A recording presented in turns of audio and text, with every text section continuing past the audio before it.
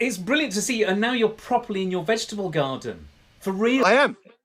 I am indeed. Yeah, this was planted in the early days of coronavirus. I mean, having said that, I always have some veg going, but I really rammed the garden with as much food as I possibly can. Now, all we've eaten for a week is broad beans.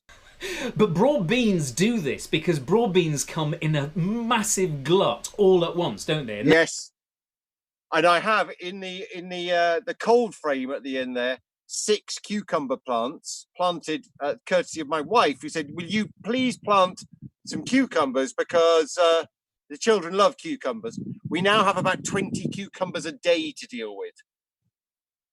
So we're leaving boxes at the entrance to the house now, going, "So please take." Somerset residents, there are free cucumbers. That's Free cucumbers outside my house if you can find it. Okay, let's go. Let's talk about which one you want to do first. We're going to try with some Vermentino. Why don't we get stuck into Vermentino? And the one I want you to open is called Torraccia, because Domaine Torraccia, and this is from Corsica. So this is from Corsica, not Sardinia, which is where I'm used to it coming from. Well, they're not entirely, a million miles from each other. When they are, Obviously. one's Italian, one. But why is it that Vermentino? Because you asked for the Vermentino. I asked for the Vermentino, Joe, because last year I said, "Go on then, give me my wine of the summer." And you said, "Have you ever tried Vermentino?" And from that moment, we were in this household hooked on Vermentino. Isn't this good? Fennel and citrus. Yes. Yeah, definitely. All of that stuff. It's just heaven, isn't it? You just want to whack it straight back. I'm going to. You like it straight back. It's slaking. It's a sort of thirst-slaking wine. And you can imagine a young Napoleon there in Corsica, because that was where he was born, slaking his thirst with this. Ladies, gentlemen, whatever you do, don't get into Vermentino. It will be the end of you, as it is surely to be the end of me by the end of this summer. So where have you been drinking it from, mostly? Because you've been experimenting. From our local Majestic, and it's I can't even remember the name of it. It's like Nos Nordest or something like that. It's a lovely, lovely bottle of wine, and we will do. I'm going to say about a case a week. You do like it, don't you? It's so drinkable. It just washes down so beautifully. I don't even really get drunk on it. It just seems to flow through. It cuts my veins, and I might bleed Vermentino now. Well, I'm glad I got you onto this. It was about 10 years ago when I first heard this. I think it was Stephen Spurrier, great friend, wine experts, and somebody had asked him what the great variety of the future was, and he said he thought it was Vermentino because it's still very fresh, even in, dare I say it, a warmer world. It maintains that freshness. It's pretty warm in Corsica, isn't it? Have you ever been to Corsica? Yeah. Yes, I have been to Corsica. I shot a bunch of terrible commercials there once. I think I was very bad. What were you advertising? Do you remember? I think it was an orange drink of, I can't even remember, orange drink of some kind. But it was pretty poor. But it was a very beautiful island. Incredible mountains in the middle of Corsica. So maybe that's what happens. They grow up. Maybe. I don't know. What do you think? Exactly. It likes to be quite near the coast. It likes this sort of moderating influence. Can you taste the salt in it? You know, we always bang on about, oh, you taste the salt in that. I mean, I don't know if you can. I mean, sometimes you genuinely can feel like you taste the sea spray, can't you? But I'm not sure if you can with this. Well, it does everything. It's slightly silky and creamy and yet unbelievably refreshing. I'm glad you say that about the sort of silky creamy thing, because it's not creamy as in cream, but it has this silky texture to it. Very agreeable as a mouthful. Very agreeable. So now look, one of the reasons I wanted to talk to you about this is that I can go and buy, I think it's like $12.95, the stuff that we get from our local supermarket. And then I was sent a email recently about, oh, you must get hold of this Vermentino. It's only £35 a bottle. And I was thinking, oh, now there's one that you need to try. But what's the difference? Why? Why would that be? Have you got some Domaine de la Sauce Bellet? Right, so this is from the Côte d'Azur. This is from Nice. Well, automatically you throw on 30%. Kind of. Yes. It's sort of They true. Nice and Côte d'Azur on the bottle for nothing, do they? They're not daft. Bellet's is an extraordinary region. There's one producer there, and I'm pretty certain it's in Bellet, that Coco Chanel used to go and stay in this chateau, and she enjoyed the logo so much, which was two interlinked C's. She asked if she could borrow the logo, and now Chanel don't let the chateau use the C logo. This is more expensive. This is £21.25. Okay. This is from Eric and Karine Dalmasso, Domaine de la Source. But when you have a now this is Vermentino, but it's actually under a synonym called Rolle, Rolle. It's much drier than the other one, isn't it? I mean, immediately your mouth goes, "Oh, hello." Bone dry, but it's had more serious élevage. There's more weight to this. There's more what? Weight. No, there was another word you just used. I think I just said weight twice.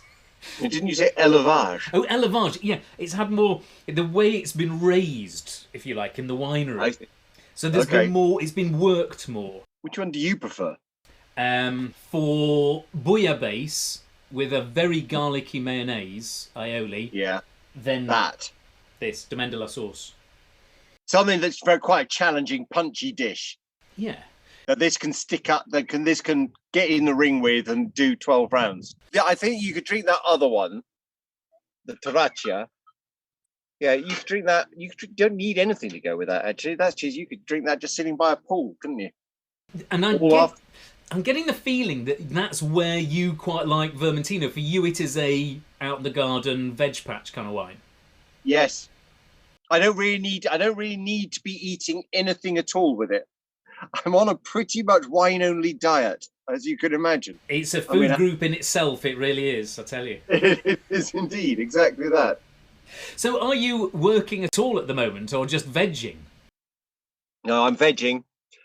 One of the things that has really fascinated me about lockdown is that I think people it shows what you are in many ways.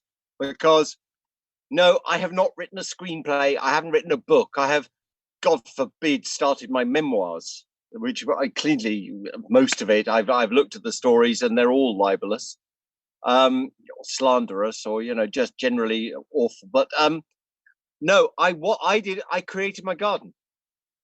So I created, but I didn't create in terms of a script or a play or a book. And I think that was quite interesting, that idea of given 5 months where you are sitting on your ass in one of the most beautiful places in the world, what do you find yourself doing? And for me, it was creating something beautiful here in this garden and creating and replanting and rethinking and redesigning areas of my garden, which is quite a big garden, I have to admit. But it's also, and I think that was where I put my artistry, whatever artistry I might have, into that. I start work again at the end of August, in theory, providing we haven't had a second spike and we're able to continue filming this television show I'm doing. I'm doing this television show called Pennyworth, which is a part of the Batman universe. It's about Batman's butler during the 1960s. Oh, I rather like the sound of that. It's written by the same guy who wrote Rome. His name is Bruno Heller, so he knows a thing or two about writing, a zippy line or two for me. Do you have a title for your memoirs? Because I think I've got one. I do. It goes like this: I shat myself in Winnipeg and other stories. An actor's memoir. Wow. Well, I've got a chapter title for you, because I reckon, because we didn't get to talk about this last time, I think you could have a chapter that was from trolley to trolleyed. From trolley to trolleyed and back again. And back again. Because you have pushed around trolleys in hospitals, haven't you? I have. I spent 2 years as a hospital porter. That's a leveller. I bet it is. It's a strange job, and especially if you're a young man. I was 17 at the time, and I could, on a regular basis, be at the birth of somebody in the morning, or helping in a maternity ward in the morning, and then I might see somebody die from a heart attack in the afternoon. So you get the whole of human life stretched out right in front of you. And as a 17-year-old, that's quite that was quite something. It was better than any A-levels or any university I could possibly imagine. Absolutely. Crumbs. Right, we need another drink after that. Yeah, we do. Let's have... Tell me about claret. Now, claret, one of the reasons I wanted to talk to you about claret is that thing where you go into the Gaddick Club or the Athenaeum or one of those ones on Pall Mall and you meet those gentlemen who had 2 or 3 bottles of claret for lunch. What are they talking about? They're talking about wines from Bordeaux. Is that it? They are. Try the Chateau d'Abzac is the first fella. D'Abzac 2018. When we talk about claret, we mean red Bordeaux, and we are the only people in the world who call it claret. And it comes... so they don't call it claret? No, they call it red Bordeaux. Why do we call it claret? It's because, historically, but I'm pretty certain this was right, we used to import the wines that were from much further up the river, the sort of black wine of Cahors, which was very dark, and the wines from Bordeaux were quite pale. They were sort of claret. They were these much lighter, friskier sort of rosé wines. So 40% of the world's Merlot is planted in Bordeaux, and they are all over Merlot. Merlot, which or some people know, which is my favourite wine, in fact, is for merle, this is the French word for blackbird. Is it? It is. Is it really? And it's a gardening thing. It's because blackbirds know that it is the one that will ripen earliest, and so they peck at it, and it's more of a problem for the vine growers. So what they end up having to do is to harvest it. You sort of have it harvesting it a little bit earlier. Give it a try. I have. It's just it's been slightly sitting in the sun here. It's so delicious on your mouth. It's unbelievable. I opened it about half an hour before we started this. And it's ripe and delicious and rounded, and that's what black... Oh, it's so rounded. Not very tanniny, or maybe it would have been if I drunk it straight as I opened it. No, this is really good classic Bordeaux. It's plummy and juicy, and there's a little bit of black pepper in there. Oh, dear watchers, if you are living in my neck of the woods, and if you are down in the southwest of England, quickly beat a retreat fast, hammer on the doors of Yapp's, and ask them, demand that they give you this. This is unbelievably delicious. I mean, even on a warm summer afternoon, this is lovely. $10.75 this is. Get out of here, come on. It's absolutely extraordinary. Little it's family almost vineyard. Criminal, isn't it? £10.75. I know that £10.75 might seem a lot to some people, but you are getting a lot of wine for £10.75. This is something you'll really remember, really enjoy. And you will look at that label and go, oh, yes, that was gorgeous. Now, you can go mad with claret because... Yeah, now tell me about that. So you can go mad. Tell me, just give me a quick 2 minutes on the good, the bad, the ugly of claret. What is the greatest claret? You know, how far back do we know about claret? We know that Samuel Pepys was a big fan of Chateau Haut-Brion. And John Evelyn, the diarist, he was quite a fan of it as well. In 1855, they classified all the wines in Bordeaux into a series of tiers, and it kind of mimics the French aristocracy in a way. Oh yeah, okay. So you kind of got dukes at the top in first growths like this, and then you got marquises in second growths and earls in third growths, and it goes down to fifth growths. Then, we're coming down to Bordeaux Superior, you had Cru Bourgeois, which was sort of bourgeois wines, traders. Yeah. And there was Cru Artisanal, which was craftsmen. And I think there was Cru Paysan, it was sort of peasant wines. Yeah. The one we've just had, the D'Abzac, is Bordeaux Superior, and it comes from the whole area. And then you gradually narrow it down into a number of smaller village areas. So, Chateau Lafite comes from a village called Pauillac. Pauillac is one of the great villages on the south side of the river, to the left bank, as they call it, because you think about it when you're flowing down. This is super smart. These wines sell for thousands of pounds. Yeah, I mean, a Lafite, what is that? What year is that? Well, this is a 43. 43s are interesting but not amazing. It was the great... 45 is the big one, isn't it? That is the big one. And there's this extraordinary story that on May the 2nd in 1945, at about 4 or 5 o'clock in the morning, there was this horrific frost. I mean, really dreadful frost.